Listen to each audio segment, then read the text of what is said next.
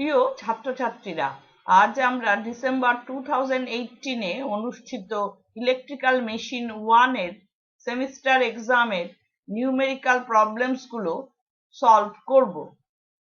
Problem number 2B, একটি long shunt compound জেনারেটরের full load output দেওয়া আছে 125 কিলোওয়াট at 250 ভোল্ট।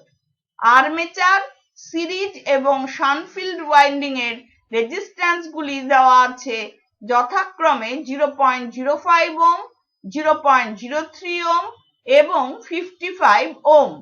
নির্ণয় করতে হবে আর্মেচার কারেন্ট এবং জেনারেটেড ইএমএফ এর মান। এখানে দেওয়া রয়েছে terminal voltage V equals to 250 volt, output power PO equals to 125 kilowatt, shunt field winding এর resistance RSH equals to 55 ohm, series field winding এর resistance RAC equals to 0.03 ohm, armature resistance RA equals to 0.05 ohm. প্রথমে আমরা load current নির্ণয় করছি। IL equals to PO divided by V, মান বসিয়ে পাচ্ছি 125 into 10 to the power 3 divided by 250, that gives us 500 ampere। এরপর আমরা ফিল্ড কারেন্ট নির্ণয় করছি।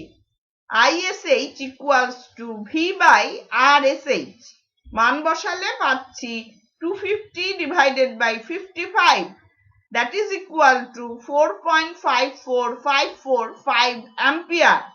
এরপর আমরা আর্মেচার কারেন্ট নির্ণয় করছি। IA equals to ISH plus IL, মান বসালে পাচ্ছি 4.54545 plus 500, that gives us 504.54545 ampere। Series field winding এর current IAC equals to IA, that is equal to 504.54545 ampere। Brush contact voltage drop ignore করলে লেখা যায় generated EMF E equals to V plus IARA plus IAC into RAC, মান বসিয়ে পাচ্ছি 250 plus 504.54545 into 0.05 plus 504.54545 into 0.03, that is equal to 290.3636 volt. Problem number 3B, একটি 250 volt DC shunt motor full load কন্ডিশনে 700 rpm এ rotate করে এবং armature current নেয় 15 ampere. মোটরটির armature winding এর resistance 1.5 ohm. নির্ণয় করতে হবে মোটরটি 70% ফুল লোড টর্কে কত স্পিডে রান করবে যখন আর্মেচার ওয়াইন্ডিং এ 2.5 ওহম মানের একটি এক্সটার্নাল রেজিস্ট্যান্স কানেক্ট করা হয়েছে। তাহলে দেওয়া রয়েছে terminal voltage V equals to 250 volt, armature resistance RA equals to 1.5 ohm, external resistance R equals to 2.5 ohm. যখন মোটরটি ফুল লোডে রান করছে, speed N1 equals to 700 rpm। Armature current IA1 equals to 15 ampere. Brush contact voltage drop ignore করলে লেখা যায় back EMF EB1 equals to V minus IA1 into RA, মান বসিয়ে পাচ্ছি 250 minus 15 into 1.5, that is equal to 227.5 volt. যখন মোটরটি 70% full load টর্কে run করে তখন armature current IA2 equals to 0.7 times IA1, that is equal to 0.7 into 15 পাচ্ছি 10.5 ampere. এরপর আমরা back EMF নির্ণয় করব। EB2 equals to V minus IA2 into R plus RA, মান বসিয়ে পাচ্ছি 250 minus 10.5 into 2.5 plus 1.5, that is equal to 208 volt. Field flux constant ধরলে লেখা যায় EB is proportional to N, তাহলে পাচ্ছি EB1 by EB2 equals to N1 by N2। সুতরাং 70% full load টর্কে মেশিনটি যে স্পিডে রান করবে তার এক্সপ্রেশন হবে N2 equals to EB2 by EB1 into N1, মান বসালে পাচ্ছি 208 divided by 227.5 into 700, that is equal to 640 rpm.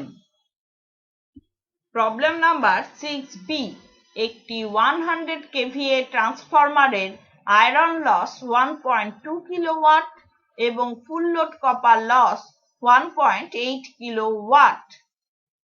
We have to calculate the kVA loading at which the efficiency is maximum and its efficiency at this loading at 0.85 power factor lagging. এখানে দেওয়া রয়েছে ট্রান্সফরমারটির rating S equals to 100 kVA, iron loss PI equals to 1.2 kilowatt, full load copper loss P copper FL equals to 1.8 kilowatt, power factor দেওয়া আছে cos phi 2 equals to 0.85 lagging. আমরা জানি at maximum efficiency X equals to root over PI by P copper FL, মান বসিয়ে পাচ্ছি root over 1.2 divided by 1.8, that gives us 0.8165.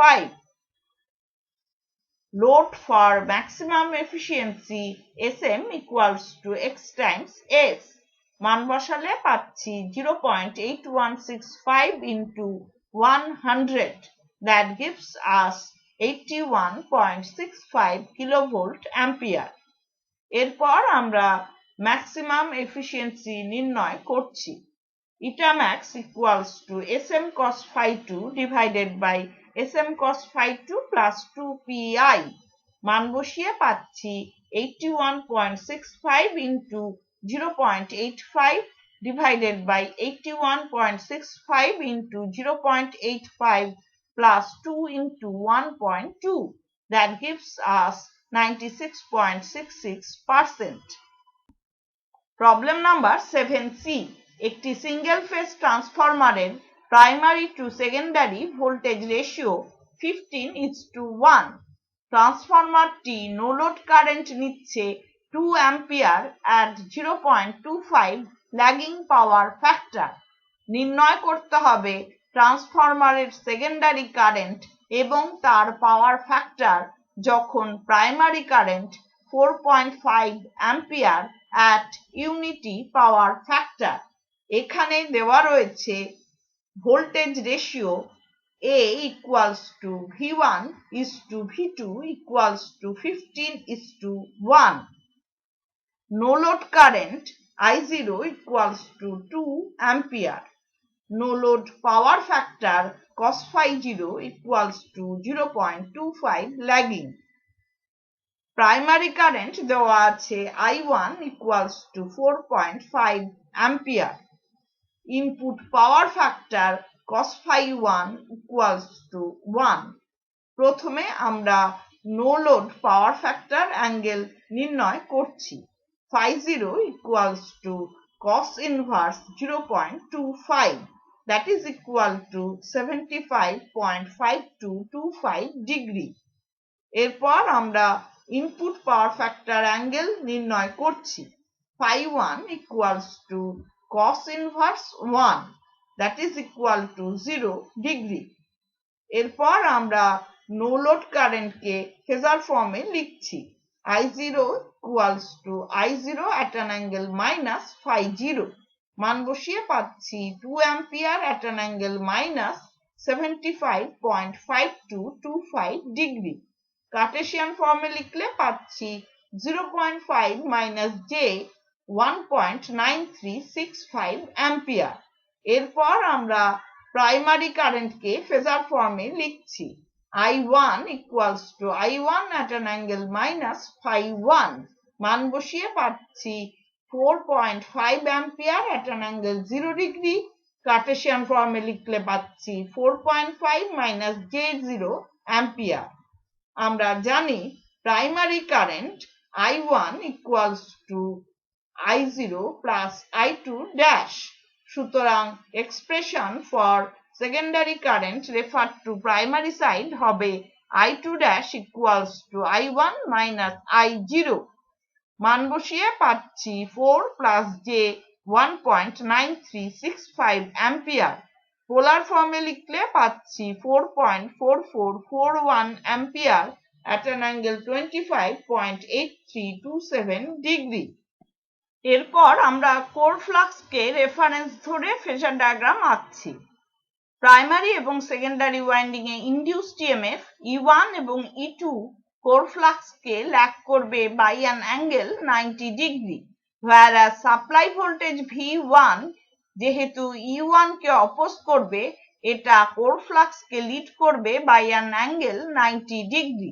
No load current পেয়েছিলাম I0 equals to 2 ampere at an angle minus 75.5225 degree, অর্থাৎ I0 V1 কে lag করছে by an angle 75.5225 degree. Secondary current refer to primary side পেয়েছিলাম I2 dash equals to 4.4441 ampere at an angle 25.8327 degree, অর্থাৎ I2 dash supply voltage V1 কে lead করছে by an angle 25.8327 degree. I0 এবং I2 dash এর phasor সাম নিলে পাচ্ছি I1। Primary current I1 equals to 4.5 ampere at an angle 0 degree. আমরা লিখতে পারি I2 dash equals to magnitude of I2 dash at an angle phi 2 dash। Voltage ratio দেওয়া ছিল A equals to 15:1। এরপর আমরা সেকেন্ডারি কারেন্ট নির্ণয় করছি, এটি I2 dash কে অপোজ করবে, সুতরাং লেখা যায় I2 equals to A times I2 dash at an angle minus 180 degree plus phi 2 dash। মান বসিয়ে পাচ্ছি 15 into 4.4441 at an angle minus 180 degree plus 25.8327 degree, that is equal to 66.6615 ampere at an angle minus 154.1673 degree। এখানে winding impedance ignore করলে লেখা যায় V2 equals to E2। এখানে V2 এবং I2 এর মধ্যে অ্যাঙ্গেল পাচ্ছি phi 2 equals to 25.8327 degree. Secondary কারেন্টের পাওয়ার ফ্যাক্টর হবে cos phi 2 equals to cos of 25.8327 degree, that is equal to 0.9 leading. Problem number 9b, দুটি ইকুয়াল টার্নস রেশিওর সিঙ্গেল ফেজ ট্রান্সফরমারের impedance দেওয়া আছে যথাক্রমে 0.5 plus j 3.5 ohm এবং 0.7 plus j 8.5 ohm with respect to secondary। যদি transformer দুটি parallelly operate করে এবং 80 kilowatt at 0.9 power factor lagging লোডকে পাওয়ার সরবরাহ করে, নির্ণয় করতে হবে ট্রান্সফরমার দুটি এই লোডকে কিভাবে শেয়ার করছে। এখানে দেওয়া রয়েছে load PL equals to 80 kilowatt. load power factor cos phi L equals to 0.9 lagging. প্রথমে আমরা লোড পাওয়ার ফ্যাক্টর অ্যাঙ্গেল নির্ণয় করছি। phi L equals to cos inverse 0.9, that is equal to 25.842 degree. এরপর আমরা লোডকে কেভিএ তে নির্ণয় করছি। SL equals to PL divided by cos phi L, মান বসিয়ে পাচ্ছি 80 divided by 0.9, that gives us 88.8889 kilovolt ampere. এরপর আমরা লোডটিকে ফেজার ফর্মে লিখছি। SL equals to 88.8889 kilovolt ampere at an angle minus 25.842 degree. Transformer এর ইম্পিডেন্স দেওয়া আছে ZA equals to 0.5 plus J 3.5 ohm. পোলার ফর্মে লিখলে পাচ্ছি 3.5355 ohm at an angle 81.8699 degree. Transformer বির ইম্পিডেন্স দেওয়া আছে ZB equals to 0.7 plus J 8.5 ohm. পোলার ফর্মে লিখলে পাচ্ছি 8.5288 ohm at an angle 85.2921 degree. এরপর আমরা নির্ণয় করব ZA plus ZB, মান বসিয়ে পাচ্ছি 1.2 plus J 12 ohm. পোলার ফর্মে লিখলে পাচ্ছি 12.0599 ohm at an angle 84.2894 degree.